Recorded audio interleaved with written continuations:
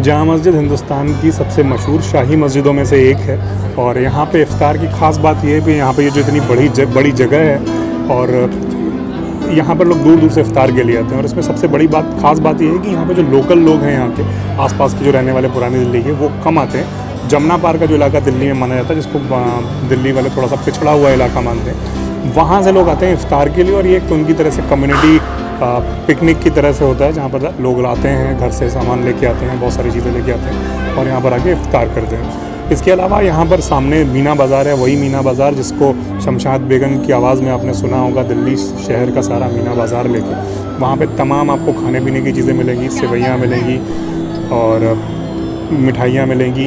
एक ख़ास बात और है कि पुरानी दिल्ली में अगर आप बाकी किसी मौसम में आएंगे तो आपको हर जगह पर सिर्फ चिकन, मटन और इस तरह की चीज़ें मिलती हुई मिलेंगी। लेकिन इस समय उन्हीं दुकानों पर जो निहारी, पाए और कबाब के लिए जानी जाती हैं, उनमें आपको बहुत सारे समोसे मिलेंगे, बहुत तरह तरह की पकौड़ियाँ मिलेंगी, बेसन की, पालक की, हर तरह की चीज़ें मिलेंगी, वेज और नॉन वेज हर तरह की।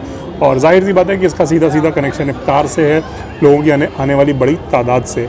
और जामा मस्जिद में हम आपको एक बात और बता दें कि यहाँ पर कई लोगों को भ्रम है कि यहाँ पर सिर्फ आप नमाज के लिए आ सकते हैं। नहीं, लोग इसकी आर्कियोलॉजिकल सर्वे ऑफ इंडिया की साइड है, यहाँ पर लोग घूमने के लिए आते हैं, विदेशी टूरिस्ट आते हैं, महिलाएं, पुरुष, हर तरह उम्र के लोग, परिवार के साथ, अकेले, हर तरह से आते हैं और कोई भी आ सकता है। सिर्फ नमाज की जो जगह है, कुछ एक हिस्सा है जहाँ पर आप नमाज के लिए ही जा सकते हैं, तो यहाँ पर सबको जाने की अनुमति नहीं है। बाकी पूरी मस्जिद आप देख सकते हैं। यहाँ पर एक मीनार है जिसमें जाने का एक अलग से टिकट लगता है। ऊपर से जामा मस्जिद का और पुरानी दिल्ली का एक अलग नज़ारा दिखता है, जिसके लिए लोग जाते हैं। काफ़ी तंग मीनार है जिसमें काफ़ी आपको सीढ़ियाँ चढ़ के ऊपर जाना पड़ता है।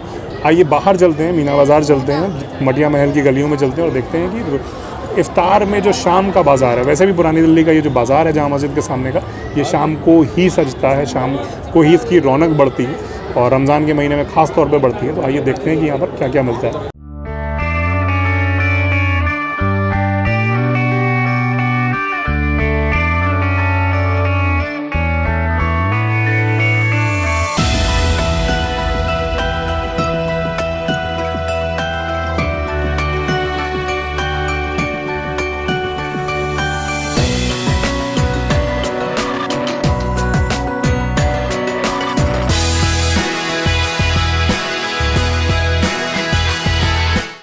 हमारे पास इस समय 2 बच्चे हैं और एक बड़ा बच्चा है। तो पहले तो इनका नाम जानते हैं। आपका नाम? मोहम्मद साद। आपका? मोहम्मद हारिस। और अब्दुल रहमान। तो रहमान साहब को हम पहले से जानते हैं, हमारे कई वीडियोस में आपको ये आगे पीछे दिखते रहेंगे। और सबसे बड़ी बात, आप लोगों ने रोज़ा रखा? जी, मेरा रोज़ा है। इफ्तार के लिए जामा मस्जिद आए हैं या ऐसे ही आए? ऐसे ही आए। हम नमाज़ पढ़ने आए थे सब। और इफ्तार यहीं करेंगे या बाहर जाके करेंगे? घर पे जाके करेंगे। यहाँ क्यों नहीं करेंगे? यहाँ पे घर पे करेंगे। घर पे करेंगे। कहाँ घर है आपका? चूड़ी वाला। आपका?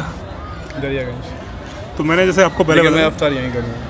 ज़्यादातर जो लोग यहाँ के हैं वो यहाँ पर इफ्तार अपने घरों में करते हैं, अपने घर पर करते हैं, और बाहर से जो लोग आते हैं वो यहाँ पर करते हैं, फिर वापस जाते हैं। ये दूरी की वजह से कि घर पे ज़्यादा आराम की वजह से है, क्योंकि जो यहाँ पर रहते हैं वो तो 5 मिनट में अपने घर पहुँच जाएंगे। और जाहिर सी बात है कि अगर कोई जमुना पार से आ रहा है तो वो 5 मिनट में नहीं पहुँचेगा। तो वो इस उम्मीद से ही आते हैं और इस नीयत से आते हैं कि वो यहीं करेंगे इफ्तार। वैसे यहाँ पर इतना खूबसूरत लगता है शाम का समय, तो फिर यहाँ पर क्यों नहीं करते हैं? यहाँ के घर की मुर्गी दाल बराबर वाली कहानी है। जो दूर से आते हैं उनको यहाँ बहुत अच्छा लगता है, और जिनके सामने 24 घंटे यहाँ रहते हैं तो शायद गुजरते वक्त भी उनकी नज़र नहीं पड़ती होगी जामा मस्जिद की तरफ। तो अभी आपने इफ्तार का सामान ले लिया है? अभी नहीं लिया। चलिए लेने चलते हैं।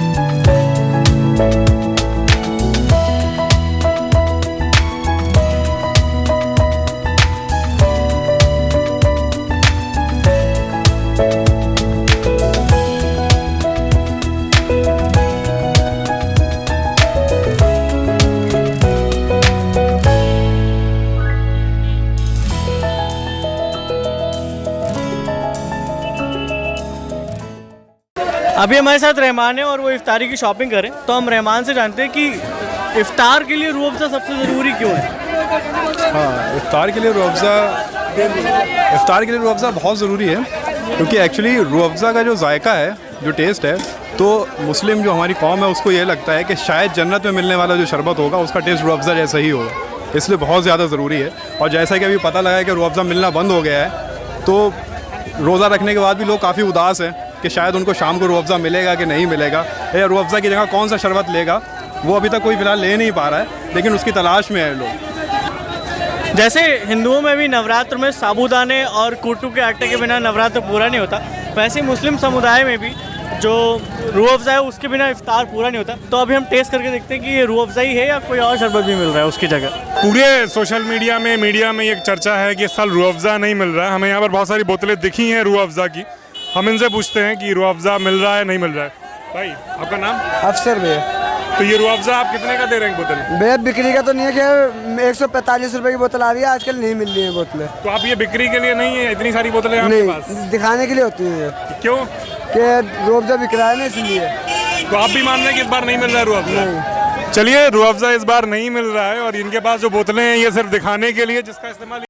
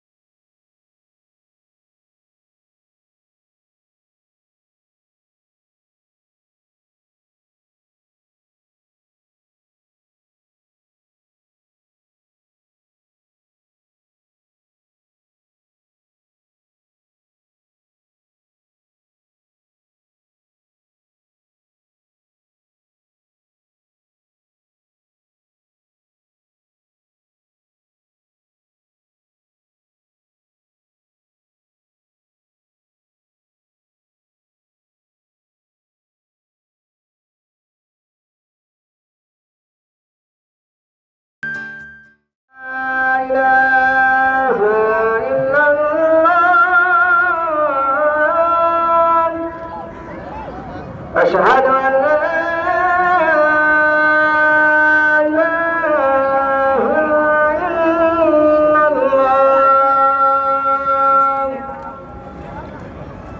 أشهد